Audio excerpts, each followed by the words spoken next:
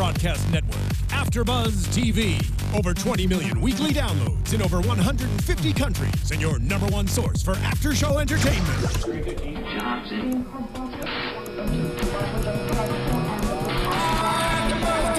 AFTERBUZZ TV, the destination for TV superfans. Producing aftershows for over 300 of your favorite TV shows, interviewing celebrities and showrunners, and bringing you behind-the-scenes exclusives. All thanks to E! Entertainment's Maria Menounos, producer Kevin Undergaro, and internet leader Akamai.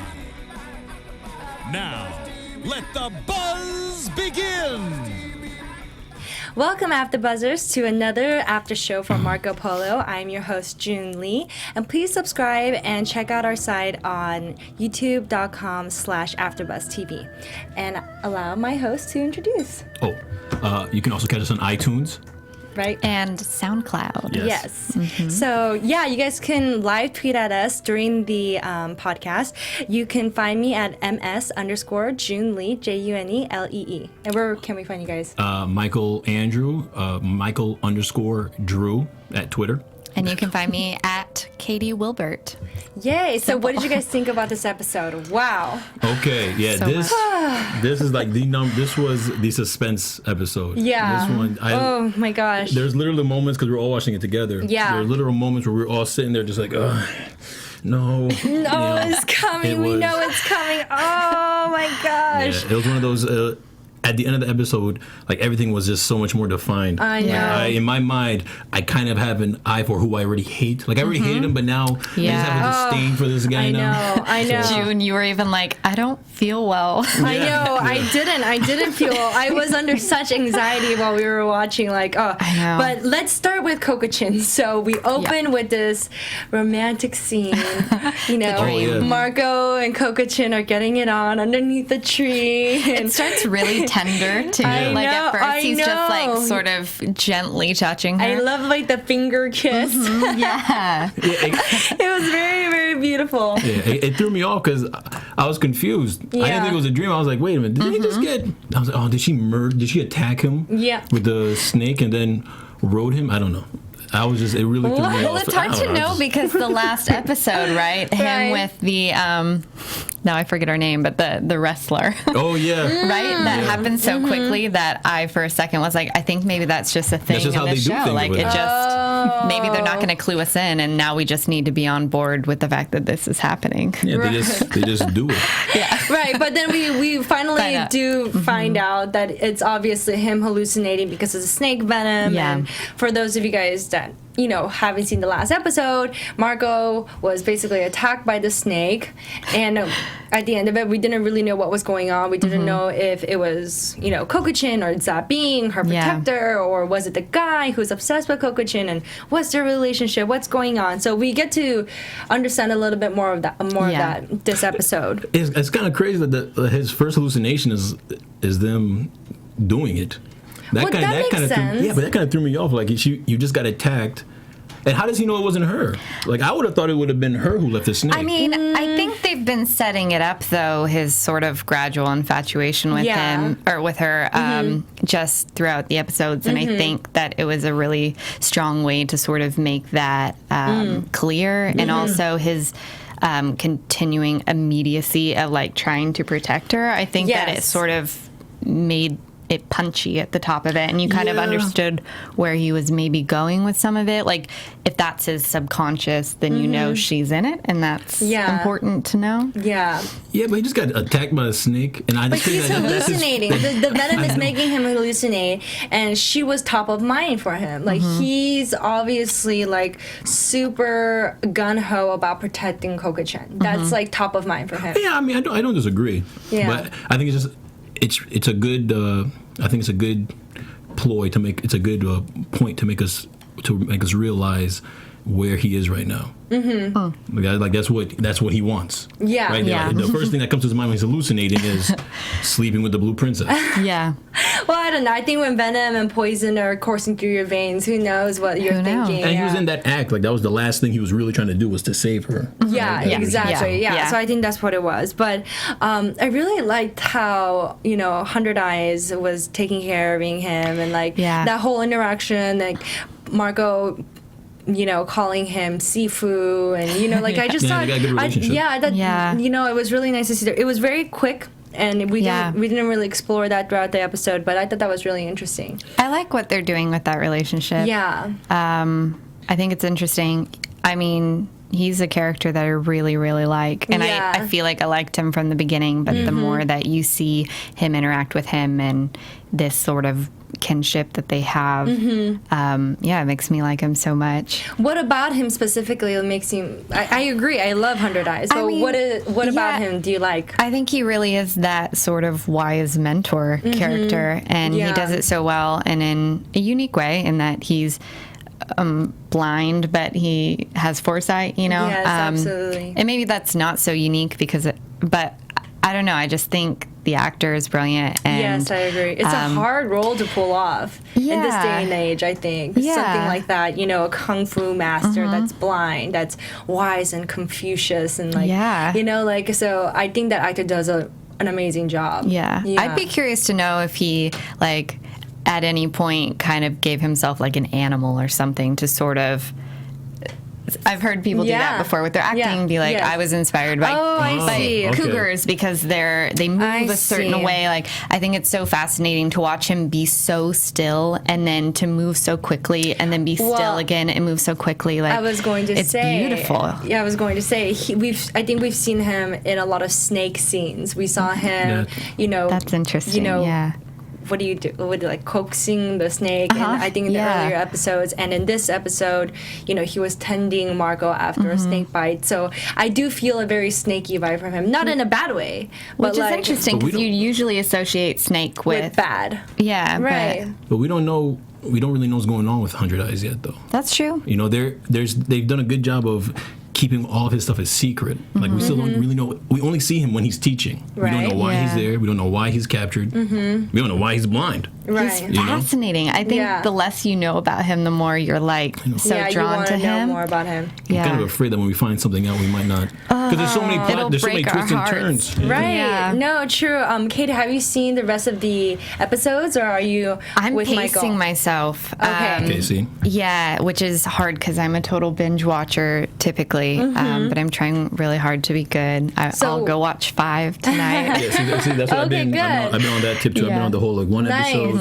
Nice. No, it's good. I love that we have that balance because I've seen everything. I'm just like, I don't want to ruin it for anybody because I don't know who's following along with us. But, we see Mei Lin. She's obviously became a favorite of Kublai's, and she's kind of massaging his head, and like Jingham and Ahman are like, yo, like dad, like king, we got a whole like army that we got to deal with here. You want to focus a little bit, and like Kublai's just like, how's the Latin doing? And like Jingham is like so angry. I think we really see Jingham's jealousy during this episode. Jingham just doesn't get a break. Like the furthermore this episode goes, this is like everything goes up for him, and then it just falls. It's like the guy. I know, I feel for him. Just can't get a break. But I think he's just trying too hard always, Everyone else is sort of just... so insecure. Yeah, and I think we can all relate a little bit, though. Yeah. That desire to... Please your dad. Please your parents, and, and totally. as the son and the heir, there's so much pressure, and, and so, I think it's tough. But in this episode, he had so many moments where he did step up. Totally. And then it all just... I know. Even when Marco was, hurt. Yeah. And Shifu 100 Eyes asked, like... I like that. Shifu 100 Eyes, right? He was like, what separates us from the animals is compassion. And so, I thought that was nice. The fact that... And I think that shows that Jingham is a good guy. Yeah. He has character. So you're rooting for him, but he's fighting all of these battles. So there's drama going on in the Song Dynasty, between the Empress and the Emperor, who's only 5 years old, and Zhao Shidao, who's the Chancellor. And Zhao Shidao is like, I was so shocked. Jeez, like he literally called her old woman. This guy. You have no power. And I was just like, oh my God, that's the queen you're talking to. They're really building him up. Yeah, like I felt like they did that definitely in the 3rd episode when you I mean, but this one was just, they went for it. I just feel like it was just no holds barred. Like, let's see. And it's going to get worse, is my feeling. Like, you've seen just the tip of the iceberg of him being so disrespectful. And it's like I said at the beginning, like, that's the one episode. Sorry, I didn't mean to did I cut you off? No. I was like, I don't want to say more because, we'll get to his other bad doing. Yes. Oh, yeah. We'll pace ourselves. But that, like, this episode, he really pretty much solidifies hate me. You know what I mean? Right. Like, I'm the villain. And everything he does in this episode is just terrible. Like, every scene he has in here, he does something extra douchey. It's like kind of douchey, then more douchey. Then he ends it with like the Chancellor douche. Yeah, he is really, Chancellor douche for sure. He's not a nice guy. It's like he hates that kid. Like, he hates the baby emperor. Oh, I know. Like, he looks at him with such disdain. You're just like, I know. Geez. It's just like a little baby just sleeping. Like, it's a kid. The part where the kid's playing and he's like, I am the emperor. I'm like, oh, adorable. So he's cute. Probably going to be a great emperor, too. Like, he plays well with others.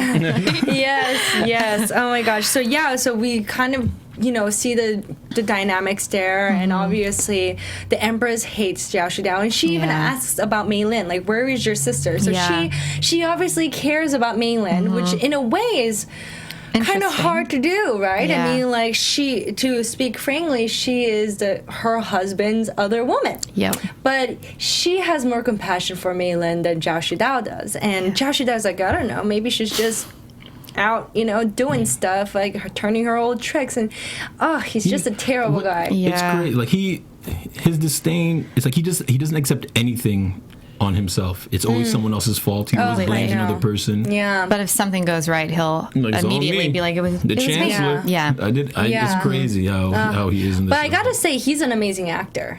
Oh, yeah. He makes me hate him. Such a great job of capturing that essence, And it's not like he's someone who's yelling a lot or anything like that. I feel like it's way more powerful how subdued minimal he is. Does actually. I don't know if subdued is the right word. Like, but he's very like. It's calm, and I think that's always an interesting choice and always a stronger choice, because I think someone who's so controlled like that are unpredictable, and if they're not feeling worried, it worries you because you're like they're up to stuff, and they are. You don't know what he's capable of. Absolutely. But I think this is the first episode I've seen him actually show some anger. When he approached the Empress and he called her old woman, that was the first time I saw him really get upset and angry. And he does storm out later. Yeah. The first time I was scared. I was like, oh no, that wrath is gonna point somewhere. Yeah. Okay, so we'll talk about that a little bit later. So, Sorry. and then we went, no, it's just not at all. Juicy. I'm jumping. I know, so feel free to jump. It's okay. We no rules here. But I do want to talk about Zabing. So Marco shows up at Kokochin's place, and Zabing is like playing with this like stick, and you're like, what is that? It kind of looks like a straw, and we find out he's of the third sex. So he's either is he transsexual? Is that what that was? Yeah. So he's a hermaphrodite. Probably, or either a hermaphrodite or like a eunuch, maybe. Yeah. I'm not sure. Yeah. I'm thinking hermaphrodite because third sex is very kind of. That makes me think that. Yeah. I feel like eunuch is a very specific thing, right? And I think if he were a eunuch, they'd probably say it, right? Right. Yeah, but why'd he use the pee pipe? Why'd he use the pee pipe to pee? So I guess I'm not well versed in. Hermaphrodite biology.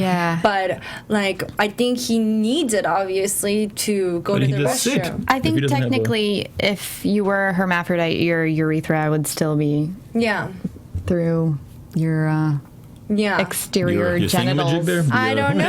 I'm trying to be so technical. I don't know. But your exterior. I don't know. Maybe we'll see more about that in the future. I'm not sure. I thought that was very interesting. It was interesting. But he just pulled out the stick because yeah. You want to watch? I was like, what's going on? He's so fierce, that guy. Like, he's so interesting. This is a very interesting world, and I like that. I like that the writers and the creators put in little details like this because, I mean, these are people like this exist. Yeah. You know what I mean? I think too many times in stories and in movies and TV shows, we only kind of see like the norm. And I really, really like it when writers and creators kind of take that extra step to put in something a little different that adds a detail to the world and real stories about real people. You know what I mean? So I thought that was really interesting. Yeah, it's a good choice, I think. Yeah, exactly what you're saying, like include different kinds of people, because I mean, that is through any century. Yeah, exactly. Those people like that exist, right? It makes it authentic. Right. Yeah. Right. Absolutely. So Mei Lin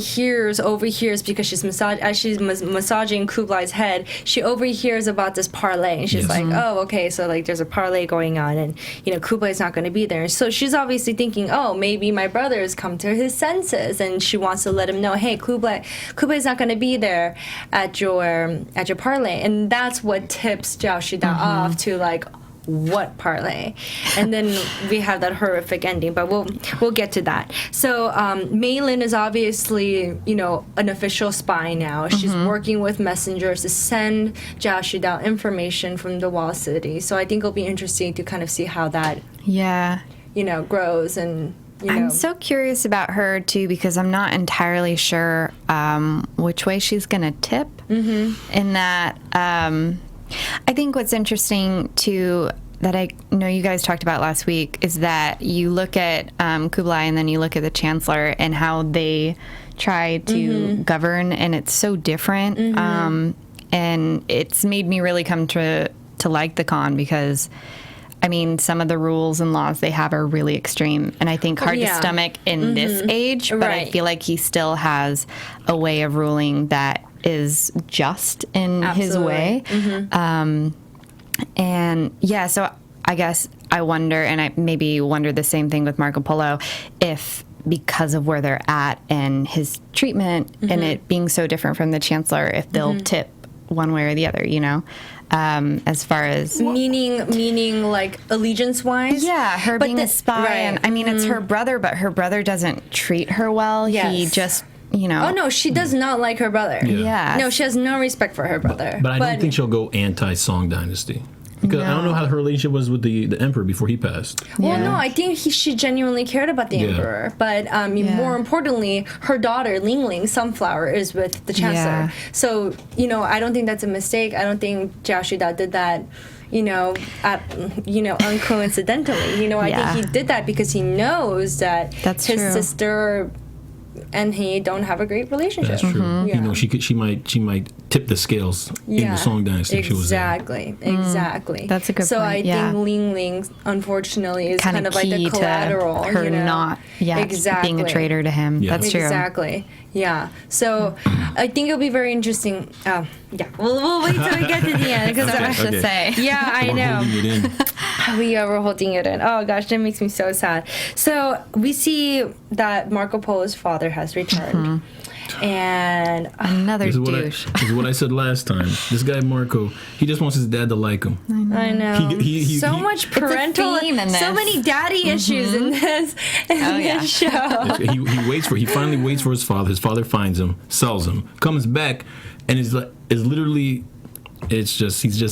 like illegal things, and it's. And he almost gets Marco killed. Like he borderline gets him killed. Yeah. If Kublai didn't like Marco. Yeah. It'd be over. Marco would have been toast. Absolutely. This is so reckless. And I have a hard time justifying it. Like, I just don't understand what is so important about the Silk Road and the trade. Like, it's not like Venice is like some poverty-stricken, city. They wanted the silk. The silk road. That's a big deal. So it's purely based on greed. It's a big deal. Yeah, they want that terrible. silk. Well, I think Kublai says it later in the episode, too. He said something about certain men value fortune over legacy. I know, yeah. And It makes me wonder too about his father and stuff. Like, there's so many daddy issues in this. Kublai. They click. Yeah, Kublai had like not a good relationship with his dad. I think that's why he empathizes with Marco, because he understands. Makes so much sense. He understands. Like he said, I think it was in the second episode. Like, I was just about your age when I realized that I had to be the man that I wish my father was. That's right. That's my favorite line of the series. Yeah, so far. I know. Yeah. Seriously, I just can't get that line out of my head. But I want to believe that at least, okay, maybe not the uncle. I think the uncle is just purely driven by greed or whatever, but I feel like Marco's dad is after something larger and more meaningful than just money, because he said, like, for our Lord and for our family and for our city, like, there must be something there, but I just don't know what that is. He just seems very cowardly. Like, you can't not trust what Marco sees. Marco has proven to have the eyes. He sees everything, and that's why that's why Kublai loves it when he describes things. Right. Because he has BS filter. Yeah, I think this episode, it's like when he gets captured, when they get captured for the smuggling, Marco just has that look of like, I think he already knows what's going to happen, but I think he's more so just like, wow, my dad's a piece of crap, and he's just he's like dead. He's like dead weight after that. He's just in his chains, just sitting, just letting it happen. When he tells him, just stop, enough, and he yelled, like his dad is desperately trying to find words to sneak out of the situation, and Marco's like, dude, just stop. It's done. Like, you've done enough, pretty much. You're not going to talk your way out of this, and neither should you even try, because you're just going to degrade yourself further. Yeah. So I think that kind of shows, like, the nobility in Marco's character, which I really thought was amazing. I also took this one little note. I just wanted to get this out there. His uncle is a dick. His uncle. I just really wrote that down. Like, his uncle is like, while I was watching, I was like, wow. This guy's a jerk. I know, he doesn't care, which makes me wonder, like, is there something bigger? You know what I mean? Because I understand, like, if, for example, when you're in war, like, if you're in war, you understand that there has to be collateral damage. Sure. So I wonder, like, I'm trying to justify, like, is this something so epic and so, like, important? I don't know. It's crazy, the thought process when they say to Marco, like, you look like an Oriental. Like, you don't even look at your family. I know. Like, you guys left me here. Like, you sold me. I know. I know his uncle too mentioned, like, stick to your heritage. Like, don't damage us. Don't damage our land. But I'm like, Marco Polo is, if anything, a good representation of what Italy may be, as opposed to you, who are representing greed and disloyalty and leaving your son. Like, I feel like they wear this mask of doing it for the kingdom almost, but I think it's a personal greed, and I think they try and mask it with something more than what it actually is. And I think you said it. I think his dad is a coward, and I think he's trying to spit out words to explain his actions. And when Marco shuts him down, it's that moment when a son becomes more wise than his father. And there does seem to be something more to the father, though. Yeah. When I see that when I watch it. There does seem like, I think there's a glimmer. I think he wants to be a good dad. I think he wants to be a good person. So who knows? We'll have to see. We'll have to see. We'll have to see. I mean, like, really interesting. Now, well, I guess we can mention this now. Marco is tasked by the Khan to kind of determine his father's fate. Which is an incredibly heavy burden to bear, but I think it's incredibly generous of the Khan, because like the Khan said, like, if you leave it to me and Yusuf, your dad's gonna die. I mean, that's the end of it. So, like, I'm compassionate to your struggle. I know that you have nothing to do with it. That was so crazy to me that he showed that. Really? Well, because the last episode he just beat the head in of someone who just witnessed. Remember when he killed the guy? Yes. Who just witnessed him let Marco live? So I found that. So I think we have to look at the bigger picture, because Marco has a skill that's incredibly valuable to the Khan, which is the reason why the Khan wants to make sure he's kind of like in a good space mentally, physically, spiritually. So I think it makes sense to him, because, I mean, what's important to the Khan is that Marco is loyal to him. And honest. So even if Marco knows that his father should be punished by death, you know, the Khan is kind of conscious of the fact that if Marco's dad were to be killed, Marco will probably, just because he's human, harbor some sort of... So you think it's a chess play? I mean, I saw this whole thing as more of a test, really. It's both. I mean, he says to Marco Polo, like, you know our laws and you know our customs. And if Kublai would kill his father, to me, it felt like a test. Like, I know he... is, you know, he not fancies, I don't know why that's the word I'm using right now, but yeah, he likes Marco Polo, and he's valuable to him, but it felt like a test to me. And I think because they bring it up in the cell of like, don't lose your heritage to this place, like I think you see his loyalty starting to switch and his trying to protect the Blue Princess. Like, I think he's getting so immersed in the world, and to me it feels like a test, not just by the Khan, but like as a viewer too, you're kind of watching him make that decision. And so that tea house scene was pretty intense. I mean, like, he was like really angry and adamant about finding that the writer. You know? He really went for it. I know. He really went. That kind of shocked me too. And like I said last time, this guy, he keeps the adventure. He keeps chasing these things. I'm like you're in a foreign country. Relax. And you just got bit by a snake. You almost died. He goes into this bar. The guy just learned kung fu. He literally just learned it, and he's going toe to toe with that scene was awesome. Well, I think at this point he's been there for a while now, because I think we saw how long it takes to travel in those days, and for his dad to go and come back. I think it would have taken. I think at least maybe a couple of years had passed. Yeah, but he still doesn't. He doesn't have any friends, really, right? So to just go inside the bar and just he's just in the wrong territory. He's just rolling in there. This guy looks crazy. The guy, and then he sticks something in his shoulder. Yeah, it was awesome. It was just it was fighting a man with a sword without a sword. I was like, do your thing, Marco Polo.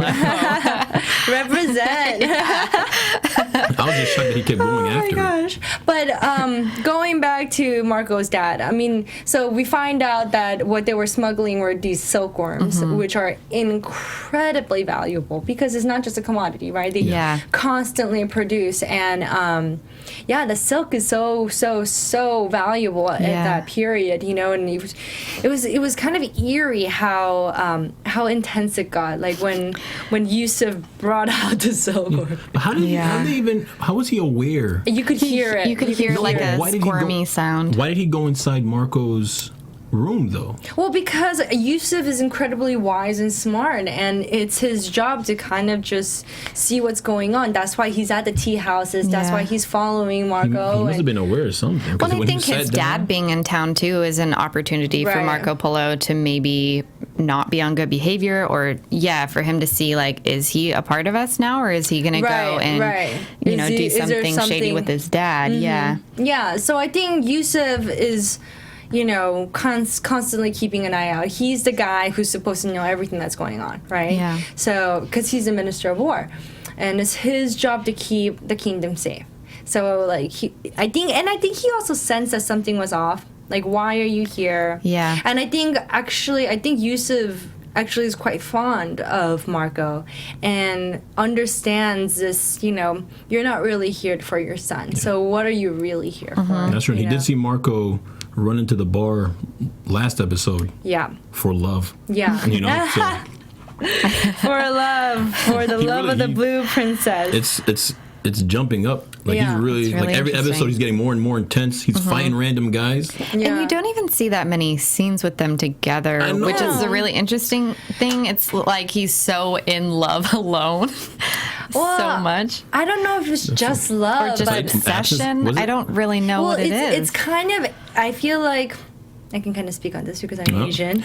I feel like in Asian dramas, it's very common to just see somebody, even just once or twice, and to fall in love with them, and for that love to endure sometimes a lifetime. It's like, it's not an uncommon theme in Asian culture. Okay. Yeah, it's really not. That's cool. And I think that's what and especially in those days when it wasn't like, hey, we go on a date, Hey, what's up? things don't That's work true. on, you know what I mean? Like, you really like Meet me at the crazy bar with those guys. You're it. Yeah, no, I mean, I'm like on you. people, like, you know, it was a different time, right? Yeah, but I that wanted makes sense. I don't know her name, but I wanted to talk about Maylin's friend who's taking care of Ling Ling, because I love that scene with, you know, Jashida kind of ruined it for me, but you know, the guy has good taste. Can we give him that? Yeah. She's beautiful. Cheers. Yeah. The fan dancing was amazing and just captivating and beautiful. So beautiful. Yeah, I just wanted to Yeah, put that out there. that was a good scene. Yeah. Oh, Very yeah. beautiful. Yes, very beautiful. And I think, you know, I think what it's meant to do is show us kind of like a different side of Chancellor Jishida, because like he's just so like nasty and horrible, and we can hate him, and you know, so like we see this kind of like he appreciates her, I think. Yeah. And it's not in like a and it doesn't feel predatory to me. It feels more No. he admires her art, I think. Yeah, and I think it's a good opportunity for them to show the culture too. Yes. And that that it's an important aspect to him. So I think it's an opportunity to show how he feels about her, but also his culture. Right. I don't trust him. I don't know. There's not, he's on the outs with me. There's nothing he does. He can't do anything right by Michael. no, he's done. But I mean, like, speaking of culture, you know, we can jump to it. So he's kind of angry with Maylin. And he blames her. He blames Maylin. Yeah. I know. He's just a terrible, like, I know. He blames Maylin, and so to punish Maylin, he's going to bind Ling Ling, And by little that, sunflower. he breaks her worst. foot. Yeah. That I have chills. I'm really curious that was to the know. most cringeworthy scene. Yeah, I know, and we see a lot of cringeworthy things nowadays on TV. But I'm really curious to know what the viewers thought and what you guys thought. Yeah, you know, was this the first time you guys ever heard of this kind of practice? No, I've definitely heard of the foot binding before, and I looked into it. I remember in high school when we were learning about different Asian cultures, just because I was fascinated by it. I think more to understand why things like that happen or happened. It's terrible. Yeah. Oh, and the thing is that she's a lot older. You know, usually when you're binding feet, you know, he kind of mentions it very quickly. He says that, you know, Maylin, your mother should have started this a long time ago. But yeah, usually when you bind their feet, it starts at a much younger age, and it's much more gradual. You don't just go breaking the toes, and like, you know, it was very, very, very Horrible. aggressive. Yeah. That whole scene right there. I mean, I don't know. They don't give Netflix shows Emmys a lot, aside from House of Cards, but that whole scene right there, I thought that was really an epic scene. Really the way he told the and story it was very well and done. it showed the different scenes. It really, Because he did it Absolutely. very oddly, delicately, and even when he pulled on the thing, he was like, "Shush." Like, it's okay. Yeah. Like, there is this... And again, like, to me, that's so much more terrifying than someone doing something really aggressively and violently. Absolutely. Like, the way that he did it in this manner a that praying was... mantis. Yeah, like, so tender Yes. and terrible at the same Yes, time. I It just, know. like, it's so cringeworthy. Yeah, it's and terrible. the actress, the girl who's playing Ling Ling, she did such a fantastic dab. Like, she really, like, when she screamed, it shook my soul. I'm sorry, excuse me, shook my shoulder. you shook your shoulders and your soul. It was combined. It was, Yes, my shoulders and my soul, like my whole body. I was just deep. Yeah. oh my god! I think it was like the third time I've seen that scene, and just like and then afterwards, you know, I told I told Katie, like my stomach hurt. Yeah. Like it was just really intense for me. But I was gonna say that scene was good because I really didn't. I knew something was gonna happen. Yeah. But I didn't expect that to happen. Yeah. I thought it was gonna be an assassination attempt. oh, you thought he was gonna kill her? No, Kublai. Like when they were dancing for Kublai, I thought that, I see. Yes, like yes, when he yes. was setting up, I was like, oh, it's just he set him up. Yeah. This is how they're gonna ruin the peace treaty, you know. So I was prepared for that. I see. Then But when I it saw was totally different. Oh, so my either way, gosh. it messed me up. I Yeah. mean, it definitely, the way they set up the ending of the show was really interesting, and I liked it. It was sort of beautiful in the way they portrayed the metaphor, and it was sort of foreshadowing as well, showing the dance and stuff at I don't know what you call that. The fan dance. Yeah. Yeah. Yeah. I think that's what I'm calling it. I don't know. Yeah, but it, with the mimes and all that. That part? With the mime. Oh, I see. Like the festival. Like it was like a celebration. And I like when shows do that, or movies too, when they have this sort of runner that they come back to, this dance that's happening, and it's sort of explaining almost the subtext of the other scenes that are occurring. Because we see the siege of the Song Dynasty people who went to the parlay. So obviously Zhao Shidao, ordered his men to intersect, and kill the people who went to the parlay. Yeah. So that they don't come back with the information to the. Michael is just so angry right now. It's just, this guy really doesn't. It's crazy. He really doesn't want peace. I know. He's like, no, listen. Well, because that's the only way that he's going to get to power. Yeah. He killed the peace treaty guys. I know. They're on his team. I know. But that's the thing about people who are hungry for power. I don't think there's any bounds that they have. Like, there's no length that's too crazy for them. And for them, it's justified. It's what I had to do to get to be in power, and I'll be the best option for our land. Like, I think it's that sort of warped mentality that people who are just power hungry have, and there's no reasoning with them. Yeah. He's like, he's crazy power hungry. That brings me to like another point though, like Chabi. So we see Chabi. That's my girl. I love Chabi. An interesting interaction with Chabi and Kublai in this episode. So Chabi is obviously jealous of Mei Lin, and she kind of holds out on Kublai. And then I love that scene. Man. I know, seriously, it's crazy. And then during the whole celebration, she kind of leaves, and she's kind of obviously sort of disgusted with the whole thing. She's just kind of like, this is stupid, and I don't know, she just seems upset. And then we see her, like, she's in the bedroom chambers, and she calls over Mei Lin. So what were your thoughts on that? Because did you think she was doing that to learn Mei Lin's secrets, or was she genuinely trying to make sure that, she teaches Mei Lin how it's done? I mean, I thought it was an interesting progression. Like, I loved seeing her turn down the Khan. I think that there's a strength in that, and that even though she's jealous, like, it could have been just as easy to give in to him because she wants to get his attention. So I feel like she's had this sort of power play in this show, and in this particular episode, and watching her look at him while he's laughing and stuff, it really made me feel like it was a real marriage that you're watching, not just the Khan and his wife. Like, it's something you would see someone in our day do. Like, look at their husband. Like, I already have resentment towards you, but now I'm looking at you, and I can't. Is what it felt like. I can't. That's what it was. And it felt relatable too. And I thought the ending with her and Mei Lin was interesting. And I had mixed opinions about it. I didn't know if it was to embarrass Mei Lin to have that power play that she'd been kind of tiptoeing towards, or if I don't know. Well, let's roll into some predictions, because I want to get your guys' thoughts. Now, you're AFTERBUZZ TV. Let's get some chanting going on. So, what do you guys think? Give me some predictions. Because so far, Michael has been killing it. Okay. Yeah, Michael's been killing it. So, both of you guys haven't seen the future episodes. I want to know what you guys are thinking. I think that there's going to be an assassination. Something's going to happen.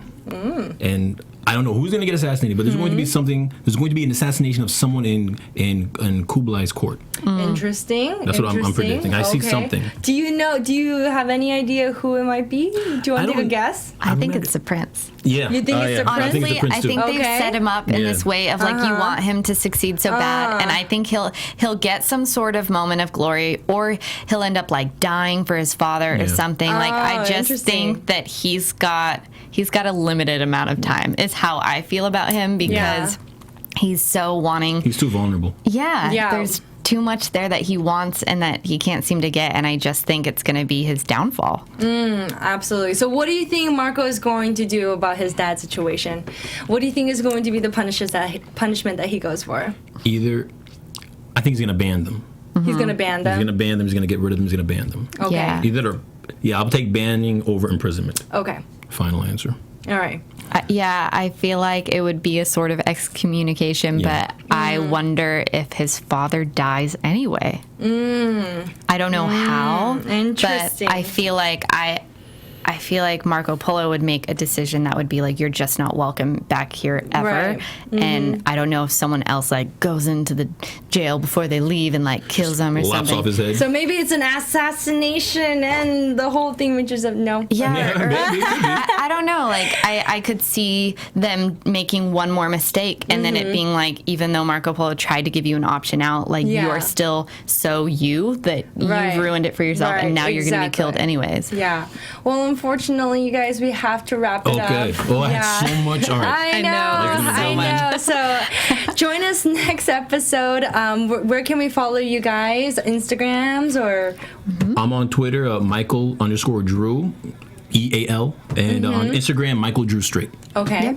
I'm on Twitter and it's Katie Wilbert, and also on Instagram, just Katie Wilbert. Nice. Awesome. Simple. Keeping it straight. Welcome to the team, Katie. Yeah, Thank seriously, you. welcome to the team. Yay! And you guys can follow me or tweet at me, at ms_Junli, and just, join the conversation. We love hearing from you guys and getting your input. And yeah, looking forward to seeing you guys. Bye.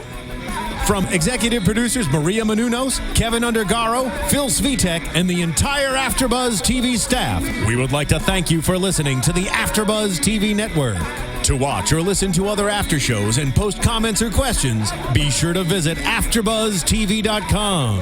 I'm Sir Richard Wentworth, and this has been a presentation of AfterBuzz TV. Buzz you later. The views expressed herein are those of the hosts only and do not necessarily reflect the views of AfterBuzz TV or its owners or principals.